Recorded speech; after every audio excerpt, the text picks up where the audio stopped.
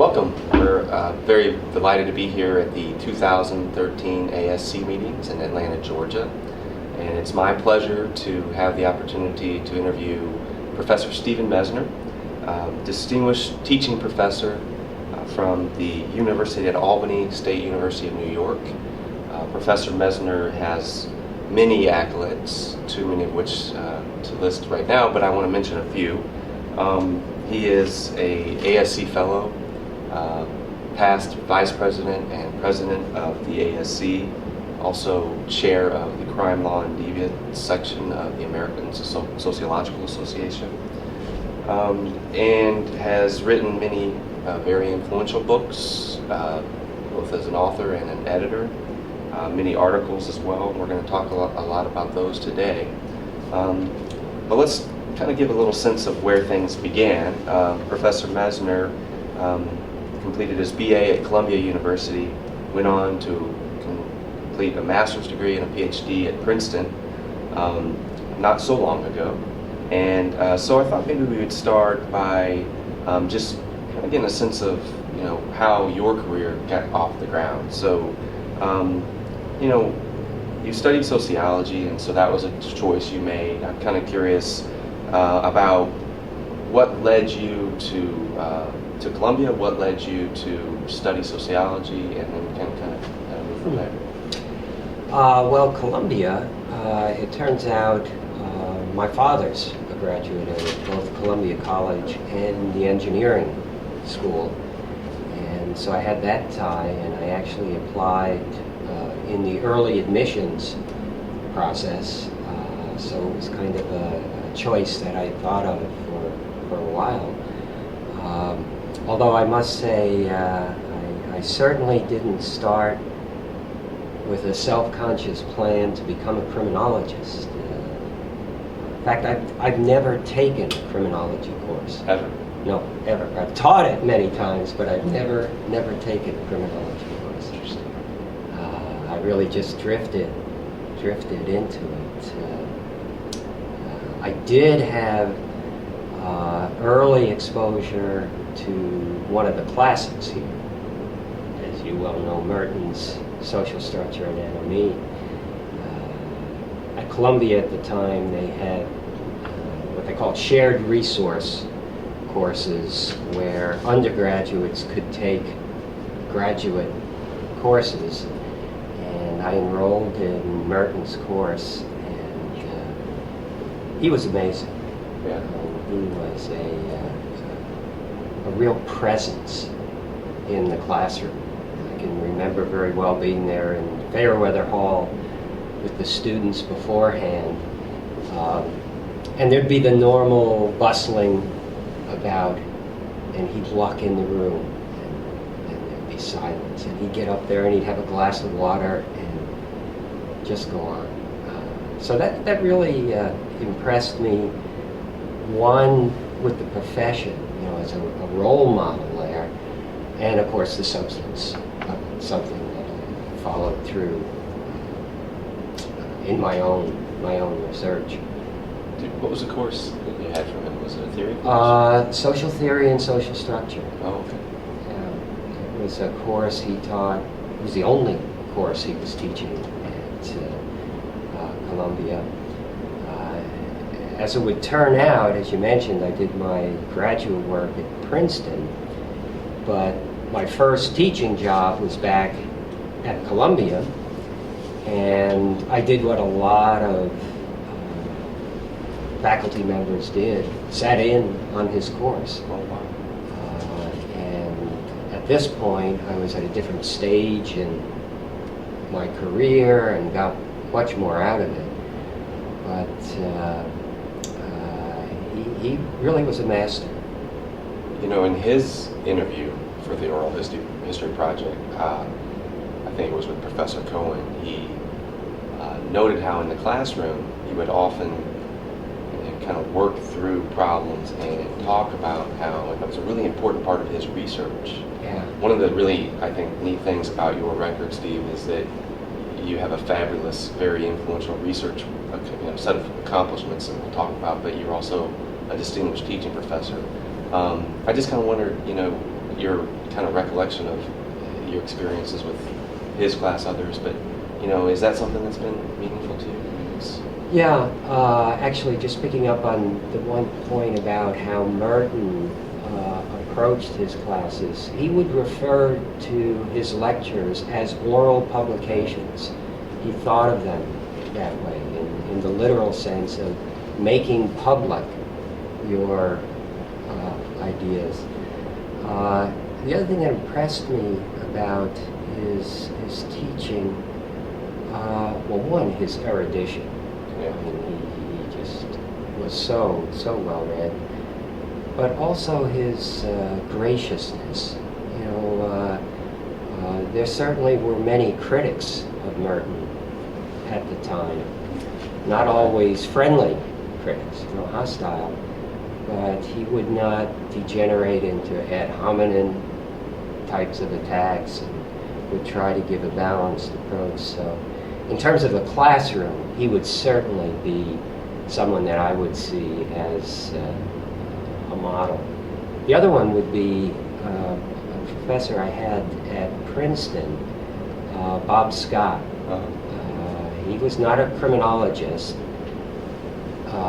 His area was sociology of deviant behavior, but he was a labeling theorist. In fact, he wrote a book, a very nice book, The Making of Blind Men, developing the idea that there's something to the idea of being blind as a role, and you get labeled and you adopt the role. But he was also such a good lecturer, and he was teaching in a lecture center kind of format, pretty large. And so I tried to pick up tips from him on not only the substance, but, well, you've probably taught in some big lecture centers too, how it is a performance. Oh, yeah. You have to be very conscious of gestures and things like that.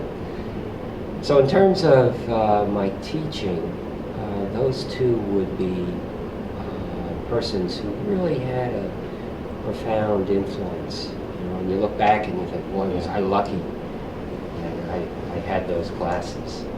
Well, what did lead you to gravitate towards studying crime, do you guess? As I said, I didn't start out that way. I drifted into it. When I started at Princeton, my three areas, we had to have three specialty areas. My main area was political sociology. Interesting. Now, of course, you're talking the 70s here. If you're not at least entranced by Marxist theory, there's something wrong with you. So political sociology was my primary interest going in. Secondary interest was social stratification. And then the third was sociology of education, how that fit in. I still don't quite know. I had the course with Bob Scott. I was a TA in the course, and that exposed me to some of the general perspectives, Chicago school, and so on. But I still didn't have much of an interest until working on the dissertation. I went into it from the vantage point of stratification. I was interested in inequality and social order, kind of a very Durkheimian sense. And I had to think, well, how can I actually come up with a topic, defensible topic for a dissertation? So I had to kind of narrow this down, and I thought, well, inequality, that's not too hard to get at. And I wanted to do a cross-national study. I thought and still see much value in comparisons of societies. So I was thinking, all right, on the independent variable here, I can look at income inequality, looking at stratification. But how am I going to study social order? Well, let me turn it on its head to disorder. Well, deviant behavior. How about crime? And so I went into it thinking, well, I'd really like to look at the consequences of different levels of inequality for societal crime rates. The chair of my dissertation committee was Mel Tuman, probably best known for his debates on the functionalist theory of stratification. That goes way back. That's probably before your time. Oh, I'm familiar. Oh, okay. How did how did that choice come about? I mean, did you and he have a good relationship? I had taken his graduate class in stratification. I respected his work. And as I say, I saw this as a study in stratification. The independent variable was the impetus for it. Now, Tuman didn't know much about crime, really, but he was a very smart guy, and he could tell right away that I didn't know very much about crime. And he really pushed me and said, okay, if this is what you're interested in, fine, but you gotta really get into this literature, work hard and master it. And so I started reading on it. That led me to focus more specifically on homicide rates, largely for methodological reasons here. But I started reading the literature, the theoretical debates, empirical studies, and I thought, this is really interesting stuff.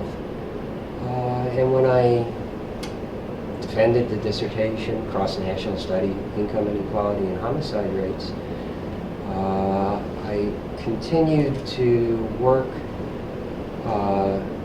focused on inequality. So I still had sort of the independent variable orientation, but over time I realized what interested me the most was understanding crime. So I'd shifted from the independent to the dependent. I see. Did you think of yourself as a criminologist when you started at St. No. Oh, not at all. No, really? Not at all. Even my first few years at Columbia, I think the first professional paper that I presented as an assistant professor was in the sociology of sport. Oh, that's right. Yeah, that's her first publication too. How was it? And it wasn't really until I started going to ASC conferences, presenting papers initially building upon the inequality and crime in different ways. One of the first studies looked at regional differences and drawing upon an NOE perspective, but with a dose of regional geography, John Shelton Reed stuff, differences between the impact of poverty and inequality on homicide rates in the South versus the non-South. And as I started to go into ASC meetings, then I started thinking, well, maybe these people will accept me as one of theirs. We're very fortunate that you decided to move in that direction. Now, I'm kind of curious, political sociology stratification seemed to be an early influence, something that you can still see throughout your work. Why that? I mean, obviously at Princeton there's a lot of neat things going on in that time, a lot of neat people. You could have studied a lot of different things, but was there anything about your background, anything that kind of led you to move in that direction? Yeah, especially stratification. Well, the political angle, it's almost a cliche, but I grew up in the late 60s and 70s, Vietnam War, when the draft lottery started.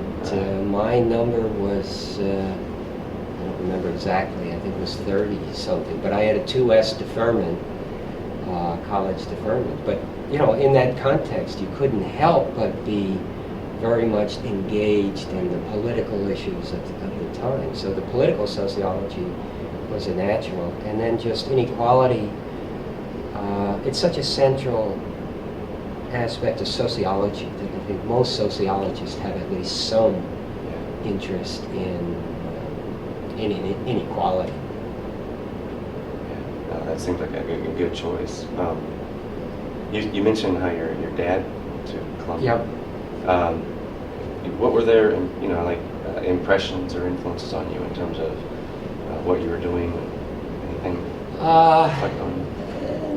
Well, probably one of the main influences, ironically, was to push me towards grad school.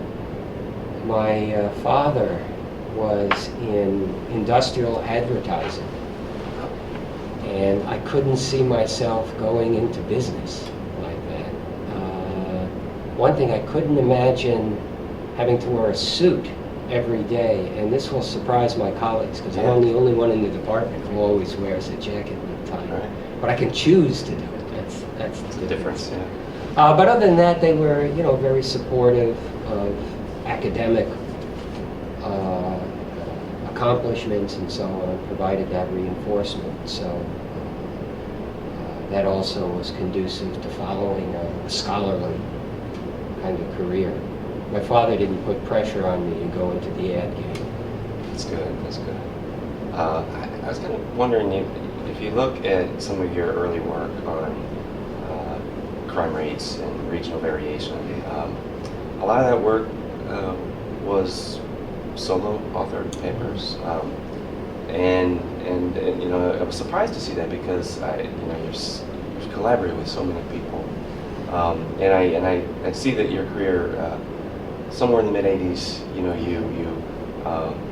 developed a number of different collaborations, but I just wanted to kind of get your sense of your own reflection on that early work. That's an interesting point. I haven't really thought about it in those terms. The Princeton graduate program at the time in sociology is very different from graduate programs today, even at Princeton. They really didn't follow a mentorship kind of model. Rather, they pretty much had the philosophy that they would try to bring in qualified students, people they thought were smart, Right. and send them to the library. You'd have classes and you'd take those classes, but then, you should learn this stuff.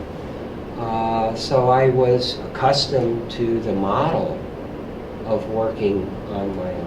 So that's very different from what I ended up doing later and I do now, where I work very closely with graduate students, try to mentor them, continue to collaborate as we have done over the years.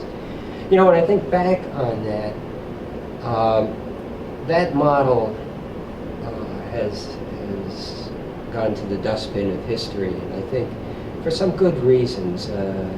We did lose out on certain things, that being involved in research, getting your hands dirty, seeing how a research process actually unfolds, learning how to deal with a revise and resubmit, and write the memo to the editor, and all of that stuff. I got none of that in graduate school. There were some benefits, though. One, being forced to be independent and come up with your own ideas for research.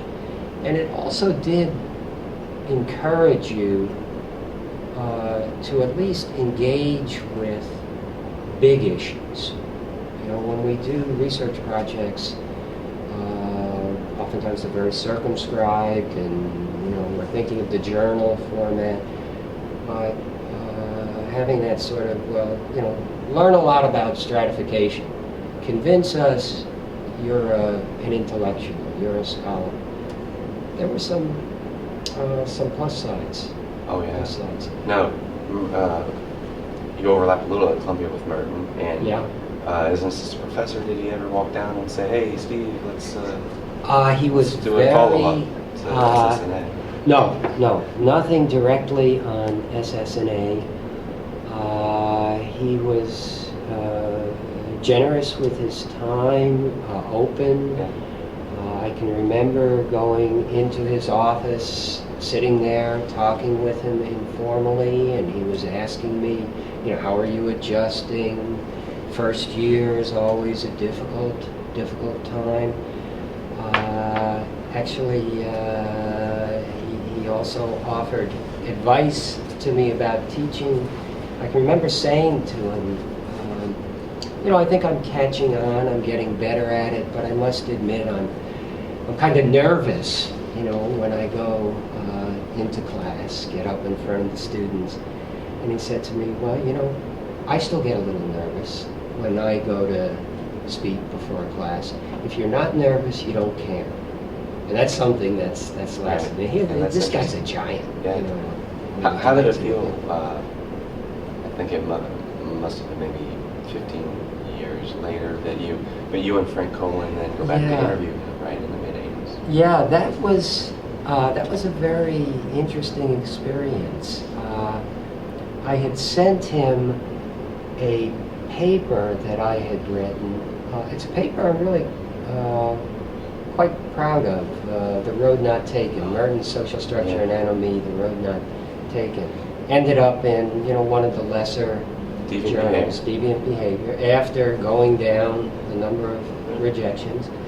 But I think it's a good paper, and I had sent it to him, and he sent me back a nice handwritten note. No, it wasn't handwritten, but he had signed it, Bob, at the end, saying, this is an interesting idea. I must admit, when I was developing social structure and anatomy, I hadn't quite thought about that particular interpretation, but it seems promising. So I was ecstatic about getting that sort of blessing, if you will, from the master. But the interview with Frank that we did was fascinating to me, having spent so much of my career working with social structure and anatomy and the elaborations and so on. We had the opportunity to ask him about his reflections, what he was thinking at the time, and it was just really a pleasure to have that chance to talk with him. The Road Not Taken, I tell my students, is a classic paper, and I think it's it more than any other. There are a couple others. I think Tom Bernard's paper as well, and the debate between Bernard and Agnew. All of that, and probably those papers were under review at the same time, and you probably were all reviewing the same paper. I'm not sure, but I hope Tom didn't give me the nasty. I don't know, but I was wondering and actually Merton referenced this at one point about how this whole notion of the cross-national testing of these ideas not being explored is, something. It's a really important point, and I think it's been highly influential, in moving forward from that point too. But where did the idea come up? I mean, I was kind of wondering, do you remember kind of formulating that and saying, it's time that somebody points out that there's this great idea out there that hasn't been adequately wrestled with, and if we lay it out there, it can really generate a whole new generation of research, which it did. But, I mean, were you sitting in your office? No, I think it's one of these cases where you keep wrestling with something, and you make some progress, but you're not really satisfied with it. When I think back now to my dissertation,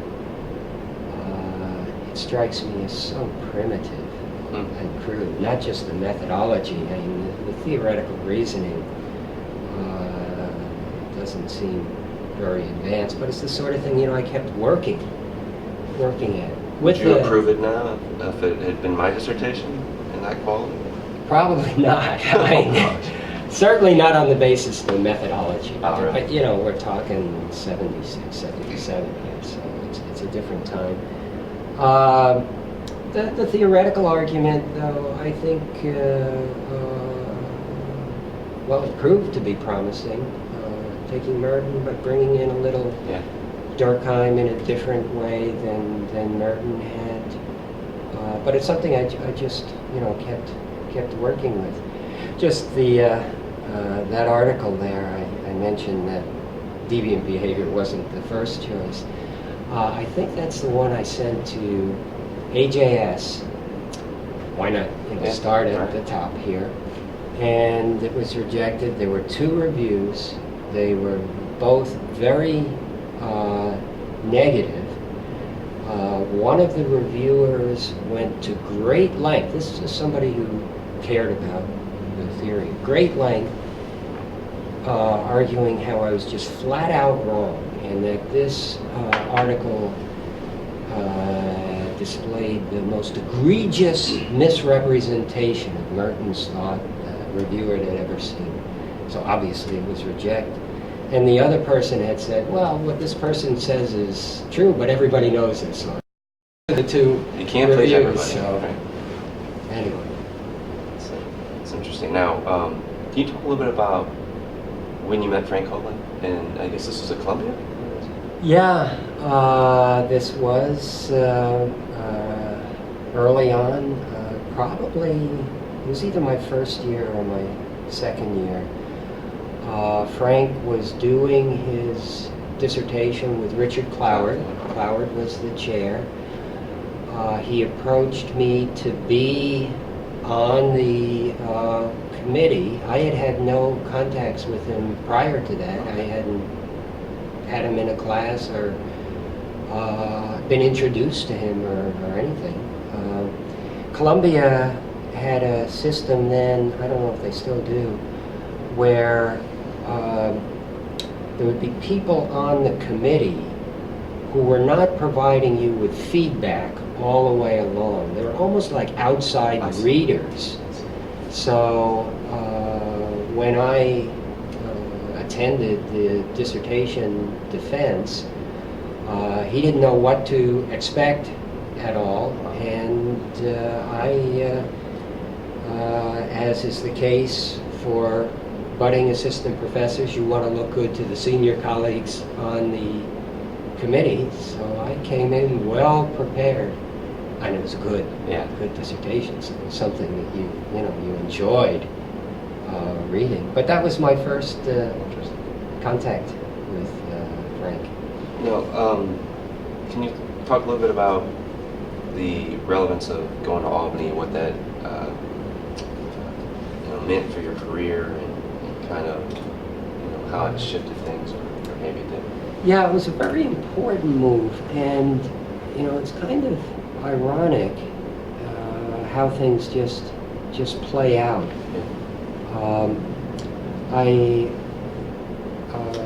As I mentioned, I had the job at Columbia. My wife and I had lived in Manhattan while I was an undergraduate. I got married when I was in my junior year. We didn't want to go back into New York City, so I never really thought of staying at Columbia. Plus, to be candid, the chances of getting tenure were slim. I mean, they had nothing along the lines of a tenure track position. When you got to that point, essentially they'd compare you to anybody they could recruit, across the country, across the world. So I was realistic here. I was at the point where I had been reappointed. They were perfectly happy with my progress. But I thought, well, it's really time to start looking into places to move to that would be more long-term. And one place I applied was St. Lawrence University up in Canton, New York. It's a teaching-oriented university.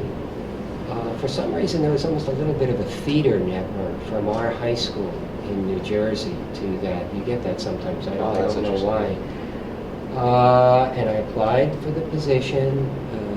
The chair got back to me with very nice communication saying, your qualifications are excellent. To be candid, they're beyond what we would normally expect. However, we're a small department. We have one person who's in that area already, and it just would not make any sense. If they had made me the offer, there's a good chance I would have taken it, and I wouldn't have gotten involved in research the way I have, and not criminology. Wow, Just one of those fluky. So it came down to one phone call. Yeah, well, and then for Albany, Peter Blau had two positions. He was on the faculty at Columbia, and he was also at Albany Sociology Department. And Peter, I had talked with about research. In fact, some of my early publications drew upon his macrostructural theory, and we talked about that. So I knew him, and when I was going on the market, he was one of my references. So I could ask him, what's it like at Albany? Is that a nice place? And he said, yeah. So I pursued that. And that really turned out to be very fortunate for me. I was exposed to Al Liska, who was a fantastic mentor. I don't think, while Al was alive, I submitted any manuscript for review without Al having read it and given me comments on it. And I kind of had the feeling if I could get it by Al, it was publishable. I might not get it in the first journal, but it was publishable. He was really a great person. But other colleagues, this is really where I made the transition, or an important aspect of the transition to doing collaborative research. Good colleagues to work with. Al, Marv Crone, while he was there. Outside of criminology, Scott South. And then I've been fortunate to have a number of more technically trained methodological colleagues to work with. So that really was important. And that's how I met Rick Rosenfeld. Yeah, that's a good segue. I'm no matchmaker, but if I did that, I probably, knowing the two of you well and your work styles, might not have ever imagined the two of you coming together. But it's been a really wonderful collaboration. When did you guys meet, and what were the circumstances? Rick was at Skidmore College in Saratoga Springs at the time, and Mitch Chamlin was a grad student at Albany. He had worked for me. Actually, I had a grant, and Mitch did some data collection. And Mitch was on a panel, an ASC panel with Rick. I think it was in Montreal. I'm pretty sure it was in Montreal. And they got talking either before or after the session, and Mitch mentioned to Rick some of the stuff I was working on about Merton and so on. And Rick said, gee, I'm interested in the same sort of stuff. I'm just up there 35 miles north in Saratoga Springs. So Rick contacted me and said, why don't we get together for lunch? I'll come down there to Albany. Must have been by phone, right? There was no email. There was no email then, but we did have phone. So he came down, we had lunch, and we were amazed at the extent of overlap in our intellectual interests. Rick had done his graduate work in Oregon, so on the other side of the country. But, we got talking about the things we were working on. We really hit it off. And henceforth at ASC meetings like this one, sometimes we'd be on panels together. Other times we'd make a point of, you having dinner tonight, or so after dinner, why don't we meet in the bar? And I got this idea, I want to bounce it off you.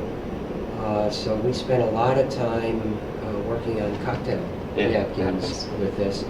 Our styles are different, even though the intellectual overlap is there. Yeah, and it's very effective.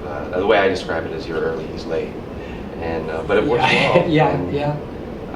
It's been very productive. Now you maybe kind of pushing a little bit ahead here, but I met you, I believe, when you were working on Crime in the American Dream, probably a very early draft of this. So, and I met you in St. Louis, and I remember very vividly walking down the hallway, and I was like, wow, that's Steve Messner. Where was the seed of Crime in the American Dream? It really was on those cocktail napkins. Yeah. We would have vigorous debates. It was almost like the way the Marxists used to debate what did Marx really mean. I see. We'd get into, no, I think you're wrong. If you follow the logical implication, it'd be this and this. And on some substantive issues, I managed to convert him. On others, he eventually wore me down and said, no, you're right. But, having gone through this, we certainly were convinced in the merit of the general approach here. It had become passé, not particularly influential in the discipline. Starting interest was being rejuvenated. Our original idea was to write a book kind of in defense of social structure anatomy, the anatomy perspective, and make the case that it has been somewhat misinterpreted, that there's a richness there, and so on. We couldn't get a publisher, though, to publish that kind of book. And we finally faced up to the fact that we didn't have very good perspectives. We were trying to do something that not many people were interested in. And so we took a step back and said, well, rather than approaching it this way, let's rethink the basic project. What do we want to do? We want to understand crime. We want to understand crime in the United States of America, that it seems to have distinctive characteristics when compared to other advanced, developed nations. And can we use the kind of theory that we've been very partial to for this purpose? And as we got into it that way, then we realized we had to go beyond it. We couldn't just try to be the lawyers making the case for it. We had to reframe it in ways and draw upon our broader sociological training. And even though we had been trained in different institutions as undergraduates and graduates, we had read a lot of the same stuff. So we were able to bring that in, and back and forth, it evolved. It's not as if we had a blueprint at the start and then we wrote it. We had some ideas, we worked our way through them, and at the end we were pretty much as surprised as anyone else would be on how it panned out. We had logistical challenges. There was no email then. We worked on floppy disks, the 5 1/4, whatever they were, those ones, and we'd mail them back and forth. I'd work on the floppy and then mail it to him, and he'd mail it back to me, and then we'd have periodic get-togethers. I'd go out to St. Louis and we'd spend a couple days working on it, or he'd come to Albany. I remember one degree of efficiency, or inefficiency I should say. I remember being in Rick Rosenfeld's office on the phone.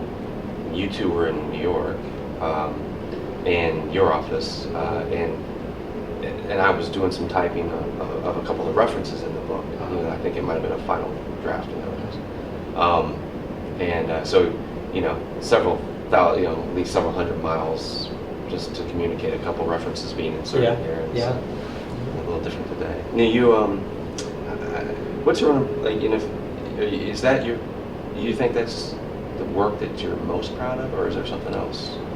Probably the single work. We stuck with it. It's in its 5th Yeah. edition now. After each one, we've said we will not do another, but we've wanted to keep it out there. What's been very gratifying to us, we report this in the preface to the 5th edition here, is the feedback we get from students, especially undergraduate students. It seems to resonate. It seems to make sense to them, but we don't think it would have the same impact if the illustrations get dated. So after the first one and the second one, we actually made some substantive changes, more elaborations than rethinking. From the later ones, though, it really has been more examples, statistics, illustrations, and then the other thing that we tried to do in it is keep the references up to date for graduate students who are more interested in what's the current literature. So if we refer to other perspectives, we want to have that. So that's something I'm proud of. That worked out well. It was worth the effort, and I was Rick and I both, very gratified by the reaction to it. More specifically, its emergence as institutional anomie theory. Again, we didn't go into it thinking of creating a macro-criminological theory. We just wanted to come up with an explanation for crime in the U.S. But others have used it now. I'm currently involved in some research in Germany where we're trying to extend it beyond crime to prejudice attitudes, prejudicial attitudes. So Crime in the American Dream kind of launched for us this institutional anomie theory, and addressing the role of institutions is just something that I think is very important and continues to motivate my research. Institutions, social-cultural context. It may not be causal, but crime has dropped significantly since you guys published Crime in the American Dream. If you plot it, you can't miss. Yeah, and so, but I was wondering, just what do you think do you think there's something to say about the crime drop with respect to institutional changes or cultural changes in America? Do you think? That's something that Rick and I have been wrestling with recently. Institutional anomie theory clearly was originally cast at a societal level, social systems, Parsonian kind of foundation. Societies don't change a lot in the short run, so that raises the question, can you really use it? Is it well suited for the crime drop, which in historical perspective is, you're talking 10, 15 years. The jury's still out. We gave a paper at the ASA meetings this past August, and we propose that to some extent the theory can help explain relationships between economic upturns and downturns and crime rates. We can apply the logic of economic dominance here and so on to account for that. But we haven't convinced ourselves that it really works fully there. Also, whether it, how to translate it to the micro level. That's another thing we've been wrestling with. It was interesting at ASA there, we talked a little bit about how we've made efforts to identify micro counterparts to it. And there was somebody in the audience who raised his hands and said, "I don't know why you're doing that. You're going to ruin the theory. I use it in my class. It's wonderful." Yeah, so that's an interesting... It's still, to use a cliche again, a work in progress, institutional theory. So when the 5th edition was published, did you say you were not going to do another one? I'm just kind of curious when the 6th edition... I think this one really is it. Well, and then, so now you've published this year, I think, right? Crime in the Economy? Yep. And so how do you, is that something that was stimulated by your work as well on Crime in the American Dream, or how did that come? Yeah, it certainly grows out of it. We try to broaden the focus a little bit and try to call attention to the utility of an institutional perspective more generally, and not just institutional anomaly theory, but attending to institutions. The other thing about coming to Albany that proved to be very valuable to me was developing the China connection. I had, not only did I have no training or interest in criminology as an undergraduate or graduate student, I had absolutely no interest in China, area study whatsoever. It just so happened the chair of the department, then Nan Lin, had spearheaded a joint doctoral program with Nankai University in Tianjin, the city of Tianjin in China.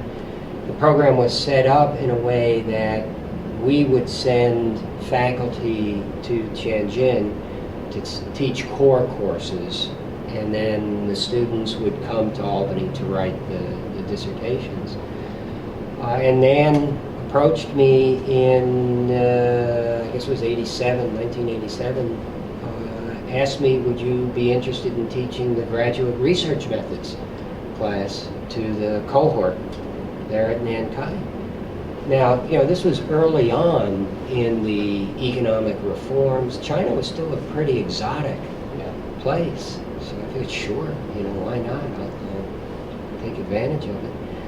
And then I was just real fortunate that some of the students in the program gravitated towards crime, completed the program, and I had the opportunity and continue to collaborate with them. So you went over for a semester or a year? I was there in the summer of 1987, about 3 months. It was very interesting.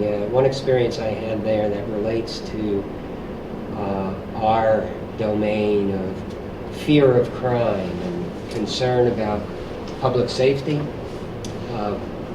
I can remember shortly into my visit, second, third day, one of the students in the program, he was the mentor. The monitor. There was always a graduate student who was assigned to be the monitor to a visiting faculty member, handled the logistics and liaison with the administration. And he knocked on my door and came in and said, "I've been authorized to process your payment for the 3-month summer salary." And he just took out and put on my desk a stack of bills in local currency. I didn't have a bank. I didn't have a safe in the room. And I thought, what am I going to do with all of this cash? And I learned quickly that at the time, crime, public safety really was not an issue. It's changed now, but it drove home to me again the basic point of the social cultural context. How things have to be situated within that to really understand understand what's going on. And I see a lot of the ideas that you've developed in your career in the work you've published in China. Have any of those things, those experiences you've had, though, working with colleagues there, I mean, you've done victimizations and punishment. Has any of that sort of influenced your thinking on how things work in America, or how things, just in general, your research?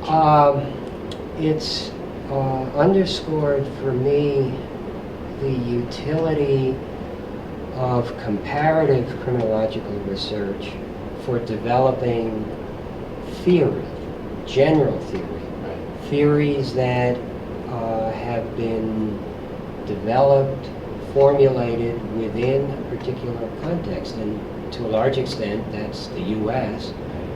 or Western societies. And there are so many implicit assumptions that provide the mold for the theory. And when you get out and you try to apply the theory in a qualitatively different setting, you see maybe it works in some ways, but then you discover how it doesn't work, and what that tells you about what the inherent logic of the theory and how that might have to be changed.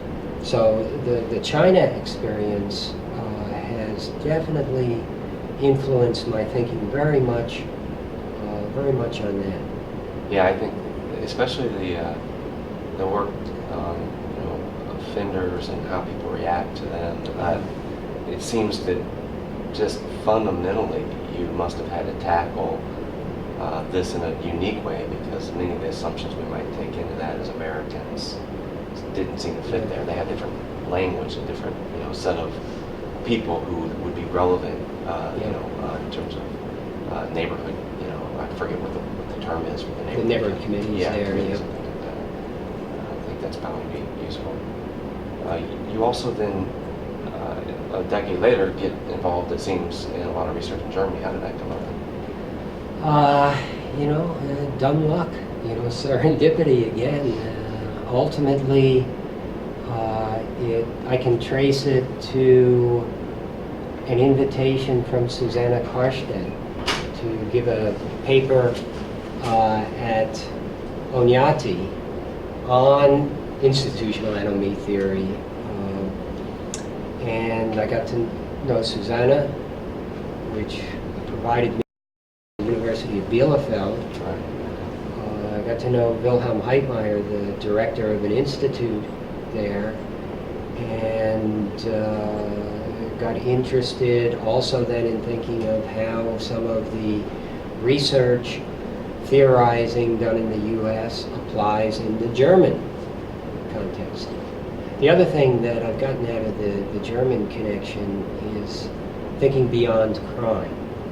They're very interdisciplinary, and as I say, prejudice is something now trying to apply the theory to.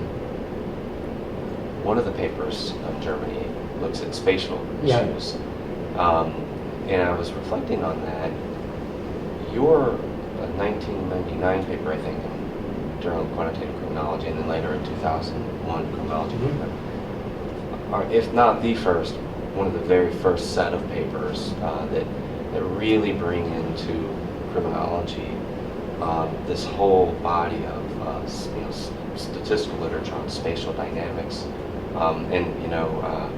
it's been very influential. But I'm wondering how that got rolling, because that's been really influential in terms of how people doing research on all sorts of things. I can't tell you how many sessions, whether it's prejudice, crime, whatever the outcome is, those tools have been widely adopted. How did that come about? I mean, that's another interesting collaboration. Yeah, that grew out of NCOVR, National Consortium on Violence Research.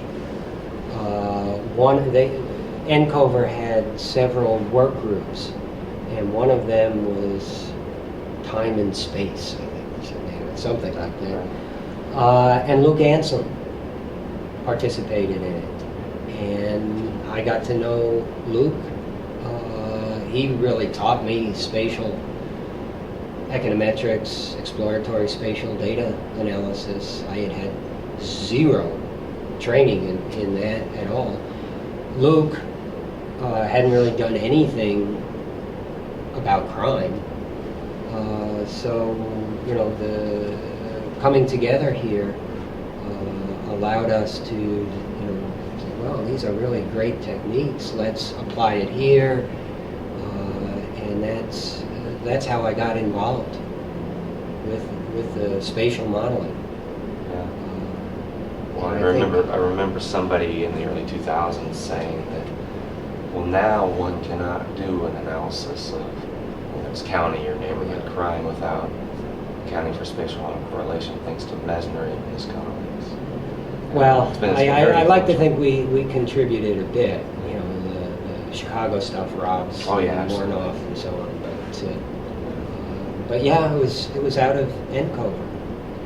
As I go through this, I can't help but think being in the right place at the right time. Yeah, that's. And the contacts and opportunities present themselves. Now, if you look back, is there something that jumps out at you that you would do differently?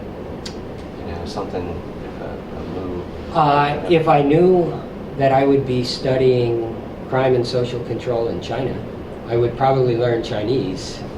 That has been a bit of a handicap. I never always worked with fluent colleagues. I don't know, the field has become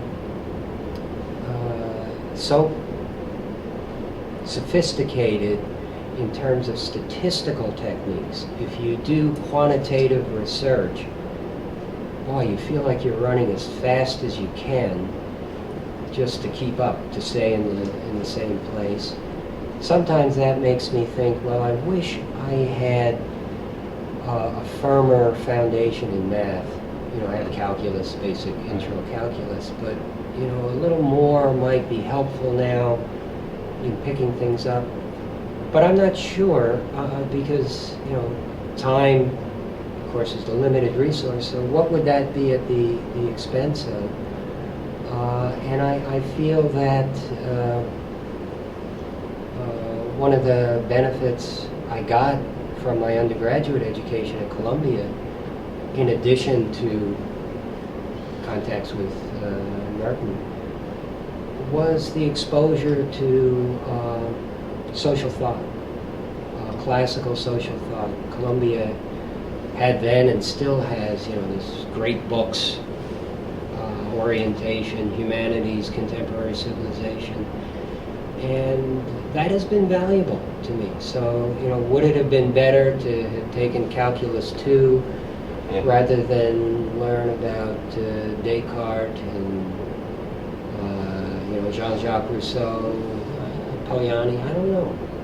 It's a tough call. It comes in handy as well. Top 3 papers. Things that you're most proud of. Road Not Taken would certainly be one of them. I think the ASR inequality paper, and then maybe the decommodification paper with Rick as an illustration of how to take this very abstract theory and actually assess it with data. It's hard to say. I mean, with the collaboration that I've developed over time, I've really gotten interested in so many different things. But I guess those would be the three that pop into my head. Who do you sort of admire in the field? Just kind of wondering, and maybe over time, were there people? Well, that's a dangerous question because you're gonna whoever you leave out. But I can't tell you who asked me that. Let me pose it a little differently. Can we leave that to people who are no longer with us? Yeah. But who was, as you were developing your career, who were some of the people who kind of were, influential? Just sort of people you thought, they're doing really good work. You saw them speak. Maybe you were kind of moved by what they were doing, or read something. Were there Yeah, people that stuck out? sure, in different respects. One, I mentioned Alice, Yeah. who I admired immensely. Just a real scholar and a very, very decent person. One person, gosh, he's still with us, so maybe I shouldn't Yeah, it's tough. say It's it. tough to- Yeah, I don't want to single out that way. You've been fortunate. I think you've had a lot of people to work with and stuff like that. So, is there any project or paper you look back on? You'd mentioned your dissertation, but I think we all look back at those. But anything else that you look back on and think, you need to revisit that, or might do it differently, or anything like that? Reflect on. No, I really can't think of one at this point. I'm sure the times that I think of it actually are if I've selected a paper to use as an illustration in a graduate class. And as you know, when you present something in a graduate class, you really got to go over it carefully and dissect it. And oftentimes, if I do that, I'll realize this was limited in this way. And I always try to I try to suggest to graduate students, well, when you identify criticisms, that opens up the opportunities for you to do research. You follow up, you try to circumvent the limitations. So sometimes when I do that, I'll think of them, but there's nothing that I've really gotten motivated, well, I'm going to do it myself. This might be an instance where if a graduate student is serious and wants to work on it, that I get involved with the student. I have that actually when I teach one of the graduate courses. I always talk about with IAT how Rick and I have never been satisfied with our treatment of gender. We touch upon it, but it's tacked on. And I've often said to the students, it would really be great if someone who is well-versed in the feminist literature, feminist criminology, would think about how to improve this. And I do have a paper right now with a graduate student who was inspired to do this. She's first author. She presented it last year at ASC. We've got it under review now.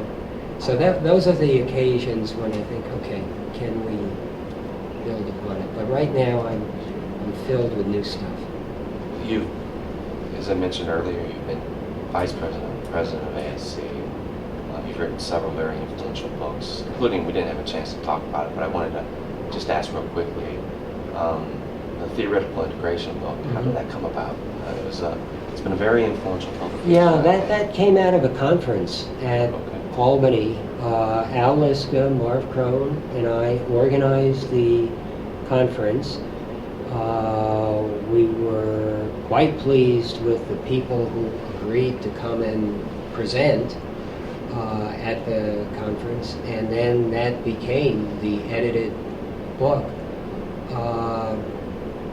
And Al, Marv, and I wrote the introduction to it. And it's also one piece of it. I like that introduction. Yeah, it's it's nice, very framing of the rest, but that's where that came from. So you've done all these things. What's next? What do you see on the horizon? My major projects now are pursuing this, how theory can be advanced by doing comparative research. I've got one project going right now where we're considering how self-control theory might have to be modified and rethought because notions of the self differ in different cultures. Gotten very interested in researching cultural psychology about the way the self is construed and whether it's construed independently or interdependently. And so we've got a project going now where we've proposed some measures, and we're going to try it in Korea and then maybe do a multi-nation systematic comparison about ways in which different aspects of self-control might vary in Korea, U.S., and then we think we'll bring China in too as well. And then also doing another comparative study where we're interested in migration, immigration, and crime. Going to look at, we hope, if it pans out, Turks in Germany, the floating population, rural migrants in China. They're not immigrants, but they're migrants facing many of the same problems, and then a U.S. So that's the thing that I'm really interested in right now. It fits in with my overarching concern about the influence of social institutional context, and it also gives me opportunities to travel. Yeah. Nice. Rack up those frequent flyer miles. What about your thoughts on criminology field? How would you characterize the state of the field right now? And let's talk a little bit also about where do you think we need to move? Where do you see it going? Both good and bad. Well, where it's going, I'll start with the second, then come to the first, is I think there really needs to be more of this cross-cultural, international work. I mean, you hear that all of the time. It's kind of like being in favor of motherhood and apple pie, but really there's no excuse now with the transportation opportunities that we have, the electronic communication, and so much just comes out of the fertilization of these kind of collaborations. So that's something that I think should be encouraged, and I think it will happen. Overall, problems in the field, some go beyond criminology. One thing I'm concerned about, and it ties in with my theoretical interests, just the commercialization of universities, and the pressures on universities to accommodate needs of the local economy and so on.